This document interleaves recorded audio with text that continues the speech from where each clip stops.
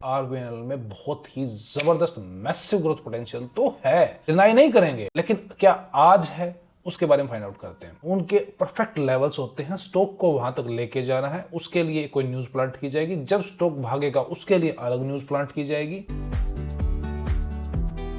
इसके बारे में विस्तार से बात करेंगे, लेकिन मैंने सोचा कि आपको कम से कम उन ट्रेंडिंग न्यूज से भी अवगत करा देता हूं जो आज देश में चली हुई हैं, उनके बारे में भी आपको जानना बहुत जरूरी है। दोस्तों, सबसे पहले की न्यूज देखिए। दूसरी शादी के लिए मां बनी कसाई, 8 साल की बेटी को ट्रेन के आगे फेंका, पति की मौत के बाद मिली थी सरकारी नौकरी। एक और न्यूज भी देख लीजिए। ये है सिंघानिया जी, जो गौतम सिंघानिया जी के फादर हैं, और इन्होंने अपने आखिरी समय किराए के घर में बिताई है। इतने बड़े एम्पायर का मालिक और आखिरी में सिर्फ मौत का इंतजार करते हुए किराए के घर में जिंदगी काट दी। इनके आखिरी के इंटरव्यूज आप सुनेंगे ना तो आप हैरान रह जाएंगे कि यार कहाँ तो इंसान अर्श पे था और कहाँ फर्श पे था। सच बताऊं दोस्तों, दिल ना चीर देती हैं ऐसी बातें कि हम कहाँ खड़े हैं, किस समाज में, किस तरीके से, किस व्यवस्था में रह रहे हैं, समझ नहीं आता। मतलब विश्वास करें तो किस पे करें। एक बेटी जिसको मां ने ट्रेन के आगे फेंक दिया, एक पिता जिसने 1000 करोड़ से ज्यादा के शेयर अपने बेटे के नाम किए और उसी ने घर से निकाल दिया। मतलब इतनी बड़ी बिल्डिंग में उसके पास रहने के लिए एक सिंपल मकान नहीं, जिस इंसान ने खुद वो घर बनाया, और उसी इंसान को रहने के लिए एक कमरा नहीं,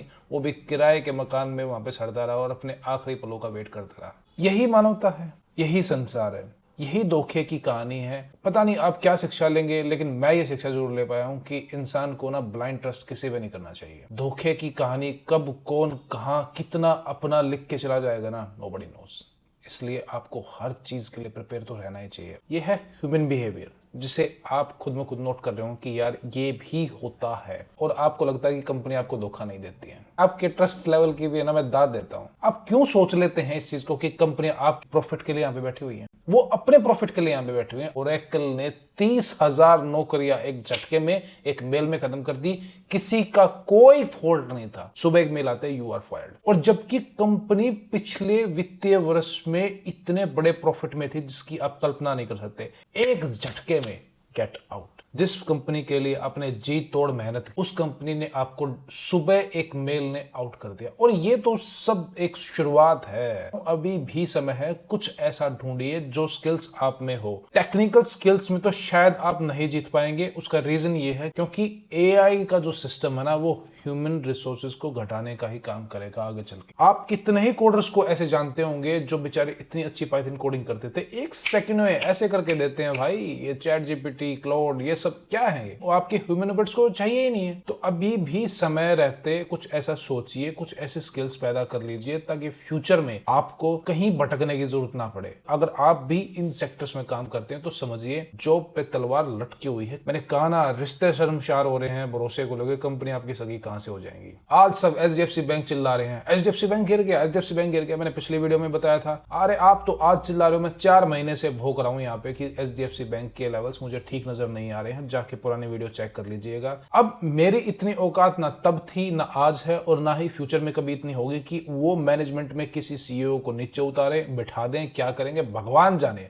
उस चीज के ना मैं आगे ना मैं पीछे। आपको क्या लगता है मुझे 4 महीने पहले न्यूज पता लग गई होगी कि एचडीएफसी बैंक गिरेगा तो उसके सीईओ उतर जाएंगे, या जो भी व्हाटएवर इंटरनल जो भी प्रॉब्लम होगी? ये पॉसिबल ही नहीं है। कैसे पॉसिबल है? ये बिल्कुल सेट पैरामीटर्स होते हैं यहाँ पे, उनके परफेक्ट लेवल्स होते हैं। स्टॉक को वहां तक लेके जाना है, उसके लिए कोई न्यूज प्लांट की जाएगी, जब स्टॉक भागेगा उसके लिए अलग न्यूज प्लांट की जाएगी। अगर आप ये बात जानते हैं तो मैं मानता हूं कि आप 99% जितने भी इन्वेस्टर्स हैं, ट्रेडर्स हैं मार्केट में, उन सब में से आपकी समझदारी बहुत अच्छे लेवल पे है। बात कर लेते हैं आज रेल विकास निगम की। एक न्यूज आई है, 242 करोड़ का इनको एक ऑर्डर मिला है। ये न्यूज कितना बड़ा इंपैक्ट पैदा कर सकती है स्टॉक पे, मैं यहाँ पे अपना एनालिसिस शेयर करता हूँ कि स्टॉक में ये भी नजरिया हो सकता है। ध्यान रखिएगा। मार्केट कैप 54,348 करोड़ की मार्केट कैप है। करंट प्राइस 261, हाई 448, लो 248, बुक वैल्यू 45 की है। डेट इन लोगों पे 4,941 करोड़ का डेप्ट है। इंट्रिंसिक वैल्यू 68 की। मीन स्टॉक को इंट्रिंसिक वैल्यू के आसपास होना चाहिए, लेकिन इंट्रिंसिक वैल्यू से स्टॉक अभी काफी ऊपर ट्रेड कर रहा है। इसकी इन्वेस्टर लिस्ट चेक करो एक बार। पिछले 3 क्वार्टर की एफआई की होल्डिंग 4.99%, 4.66%, 4.97%। डीआई की होल्डिंग 6.38%, 6.39%, 6.37%। कोई मेजर चेंजेस नहीं है, ना तो एफआई की होल्डिंग में चेंजेस है, ना डीआई की होल्डिंग में चेंजेस है। अब इस स्टॉक का एनालिसिस सुनो ध्यान से। आरबीएनएल 17 का स्टॉक तो ऑलरेडी मल्टीबैगर स्टॉक एक बार रिटर्न दे चुका है। करंट मार्केट प्राइस 260 के आसपास है। 250 करोड़ का ऑर्डर मिला है।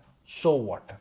उससे क्या ही हो जाएगा। अगर किसी को ये लग रहा है कि 242 करोड़ के ऑर्डर से स्टॉक रॉकेट बन जाएगा, तो वो तो हो नहीं रहा है, क्योंकि आज से पहले भी रेल विकास निगम के बारे में न्यूज आई होंगी, आज से पहले भी ऑर्डर मिल रहा होगा, लेकिन रेल विकास निगम का स्टॉक हर बार स्टॉक नीचे गिरता जा रहा है। क्या समझ में आ रहा है आपको कि अब फिर से एक न्यूज आउट की गई है? You need 3 answer to invest any company. मैं फिर से वही बता देता हूँ, हमारे चैनल पे आपको ये चीज हर बार देखने को मिलेगी, growth potential, price and time. और मुझे खुशी है यार, मेरे पीछे सब्सक्राइबर हैं, मेंबर भी हैं, उनके पास किसी की टीम से किसी का कॉल है कि हमने नए स्टॉक फाइंड आउट किए हैं, आप ले लीजिए, हमारे 18,000 रुपए में हम आपको नए स्टॉक्स देंगे। उन्होंने सिर्फ 3 क्वेश्चन पूछे, उनसे उनके पसीने छूट गए। मेरे एक सब्सक्राइबर है राजकुमार जी, जिनका मैं जिक्र कर रहा हूँ, उन्होंने मुझे फोन करके बताया, सर मैंने आज ना एक के पसीने छुड़वा दिए, उनसे 3 क्वेश्चन का आंसर पूछा। बोले बताओ कब चलेगा स्टॉक? बोले ये तो कभी कोई बता नहीं सकता। बोले तुम आराम से बैठो, हम जानते हैं कि हम क्या कर रहे हैं, हम पहले बेवकूफ बने थे, लेकिन अब दोबारा बेवकूफ हम नहीं बन रहे हैं, तो हमें तो ये ज्ञान पेलो मत और हमारे पैसे आप चाटो मत, ठीक है?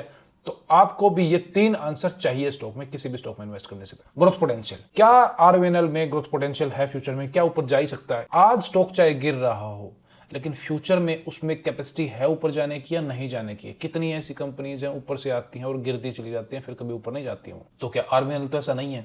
Yes, extremely good growth potential, otherwise why would I talk about it. इस चीज को दिमाग में रखिए, आरवीएनएल में बहुत ही जबरदस्त मैसिव ग्रोथ पोटेंशियल तो है, डिनाई नहीं करेंगे, लेकिन क्या आज है, उसके बारे में फाइंड आउट करते हैं। प्राइस 647 का स्टॉक 260 तक आ गया है। क्या ये फुली करेक्ट हो चुका है? क्या सपोर्ट जोन पे आ चुका है? बेवकूफ मत बनिए, न्यूज आउट की गई है आपको ट्रैप करने के लिए, हो सकता है कि आप उसमें ट्रैप हो भी जाएं। इतनी बड़ी कंपनी में इतनी छोटी सी न्यूज से कुछ हासिल नहीं होता है, और अगर होगा या फ्यूचर में कुछ होगा तो उसके पूरे के पूरे टेक्निकल चेंज ही हो जाएंगे फिर उस टाइम पे। तो इतनी जल्दबाजी करने की जरूरत नहीं है, स्टॉक फुल्ली नॉट करेक्टेड है अभी, समझ गए?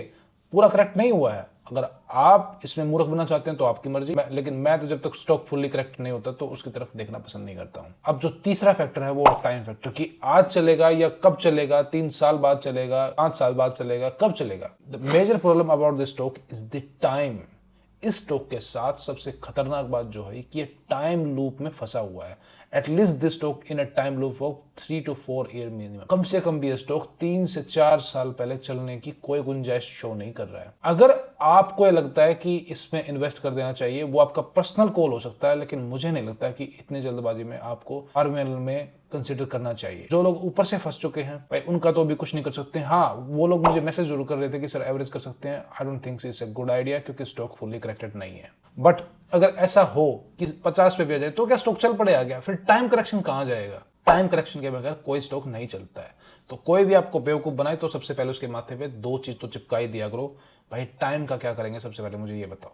दोस्तों, कंपनीज आपके लिए नहीं बैठी हैं, वो अपने मुनाफे के लिए बैठी हैं। जिस दिन इस धोखे से बच जाओगे तो मुझे लगता है कि फ्यूचर में आप अपने लिए कोई ना कोई वेल्थ तो बिल्ड कर ही लोगे, या बहुत अच्छा पोर्टफोलियो तो बिल्ड कर ही लोगे। बेवकूफ मत बनो। बेवकूफ बनोगे तो वहीं खड़े रहोगे जहां पे आप खड़े हो, और समझदार बनोगे तो कम से कम अपने लिए, अपने बच्चों के लिए कुछ ऐसा क्रिएट कर जाओगे कि सारी जिंदगी वो आपको याद करें कि आपने कुछ, या मेरे बाप दादा ने कुछ ना कुछ इन्वेस्ट करके गए हैं। मिलते हैं आपसे अगली वीडियो में। Tata bye bye, take care.